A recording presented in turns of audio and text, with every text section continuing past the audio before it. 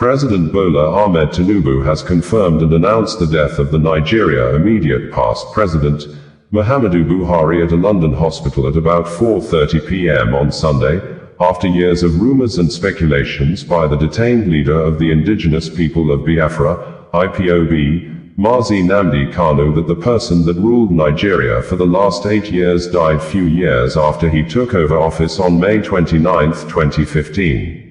The news of former President Buhari's death came at a time the ex-president was a major point of discussion during the preceding week after the personal media aide to the late president, Garba Shehu, confessed he lied to cover up the health issues of the then President Muhammadu Buhari, a confession the Indigenous People of Biafra described and said that the Garba Shehu's confessional statement about the use of the Villa Rat invasion story to cover up former President Muhammadu Buhari's illness vindicates its detained leader, Nnamdi Kanu, who had speculated years ago, starting from 2018, that the real Muhammadu Buhari died few years after assuming office, that the man that ruled Nigeria for the last part of first tenure and second tenure was Mr. Jubril al-Sudani from Sudan.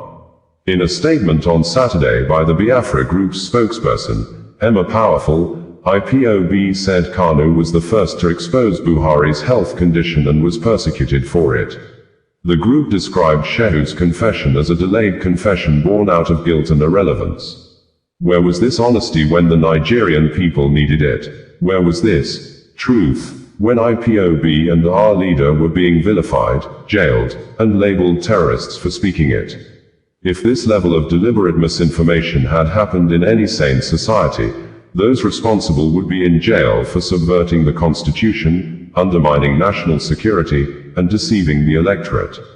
But Nigeria rewards mediocrity, protects liars, and punishes truth-tellers. The truth is like the rising sun, it cannot be suppressed. Today, Garba Shehu has confessed. Tomorrow others will follow. Aso Rock is a house built on lies, and the foundation is shaking, the statement added. The former president, Muhammadu Buhari, had begged for forgiveness if he had done anyone wrong. In 2023, he said at a gathering that, "Whoever thought that there has been some form of injustice on him, we are all humans. There is no doubt I hurt some people, and I wish they would pardon me, and those who think that I have hurt them, please pardon me." Late President Muhammadu Buhari stated this in May 2023, according to the video republished on X social media platform on Sunday by one of his former media assistants, Bashir Ahmed. According to the press release by the president's spokesperson, Bayo Onanuga, President Tinubu has directed the Vice President Shettima to travel to the United Kingdom to accompany the body of the former president back home. The statement reads in quotes thus: President Bola Ahmed Tinubu has announced the passing of his predecessor, President Muhammadu Buhari. President Buhari died today in London at about 4:30 p.m., following a prolonged illness. President Tinubu has spoken with Mrs. Aishat Buhari.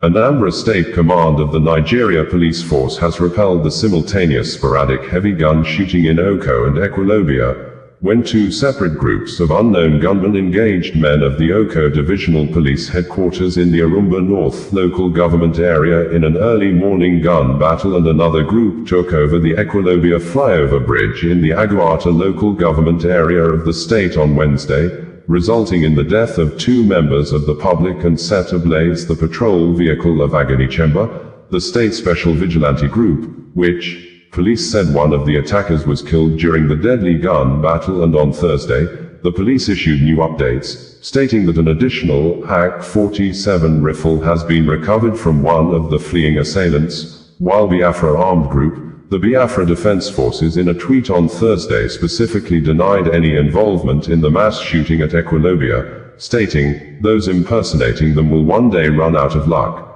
According to the Biafra Defense Forces, the said incident that occurred yesterday at Ekwulobia is not in any way connected to Biafra Defense Forces, BRF, BNF, BLA, and BAF. Those impersonating BDF will one day run out of luck.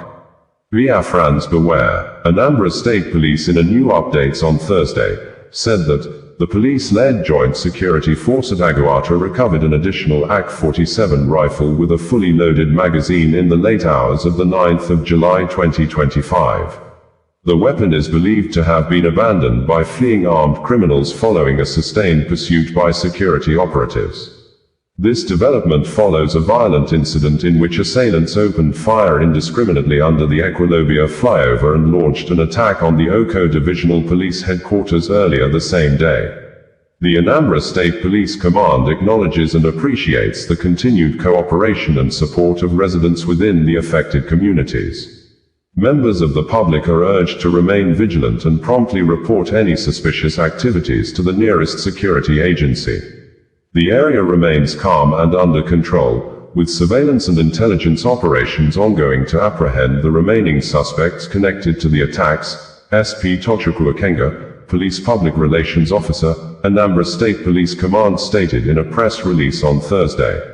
Ekwulobia in Anambra State came under heavy mass shooting on Wednesday when some of the unknown gunmen could be seen in the series of videos posted online by eyewitnesses took over the flyover bridge in the community and were seen shooting sporadically, which scared both motorists, nearby residents and other road users.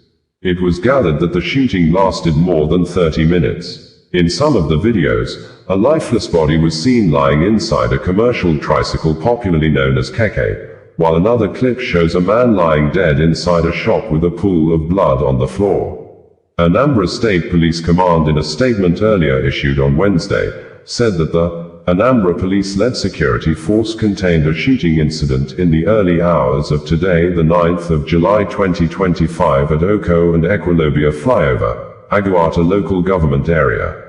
The team also demobilized one of the armed criminals, recovered one AK-47 rifle, one automatic pump-action gun and 4 via Kenya National Human Rights Commission, KNHRC has confirmed that 31 persons have already been pronounced dead by medical doctors attending to protesters who were attacked on Monday by Kenya security operatives and armed militias when thousands of Kenya residents came out to stage a mass protest to mark this year's 7th anniversary, an event known as Saba Saba Day that commemorates July 7, 1990, when Kenyans rose up to demand a return to multi-party democracy after years of autocratic rule by then-President Daniel Arap Moi.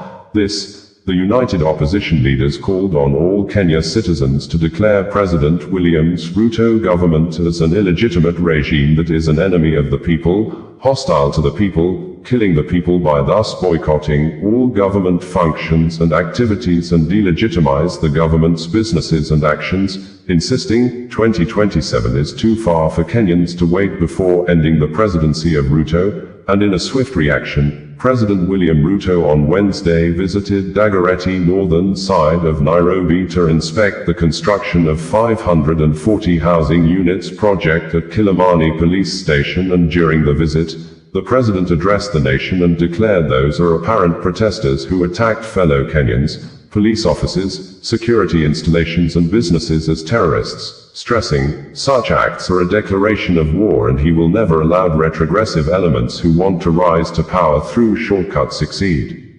Opposition leaders on Tuesday accused the government of deploying unmarked police vehicles to transport armed gangs to perceived opposition strongholds during the protests. They called for a national boycott of all businesses affiliated with President Ruto's administration, accusing his government of deploying state-sponsored violence and extrajudicial killings on Kenyans. This regime is hostile. It cannot be reasoned with. It must be resisted. We will not rest. We will not retreat. We will not surrender, the opposition said in a joint statement. Jeffrey Rigathi Gachagua, one of the opposition leaders and former deputy president of Kenya, said, on the 7th of July 2025, the 35th anniversary of Saba Saba, Kenyans took to the streets to protest. Unknown to the peaceful protesters, the tired regime of William Ruto had a well-organized, state-sponsored militia working in cohort with the police to maim, kill, destroy property, and blame it on the Kikuyu community. President Ruto's ICC cases are still ongoing and were paused after witnesses disappeared. It is clear that history is repeating itself. Ruto is hellbent on finishing his unfinished business with the Mount Kenya region. To President Ruto, I say this with a lot of humility. Please stop being angry. The people of Kenya are far more angry than you are. If you truly want this to end, then restore the dignity of the payslip. When the middle class can breathe, they will create jobs for our young people. Stop the abductions, stop the extrajudicial killings. And if you want this to end, disband the killer squad. According to the Kenya National Human Rights Commission, KNHC, the Commission is still actively monitoring and following up on all reports and incidences related to the 7 bringing you the news in a more digital way.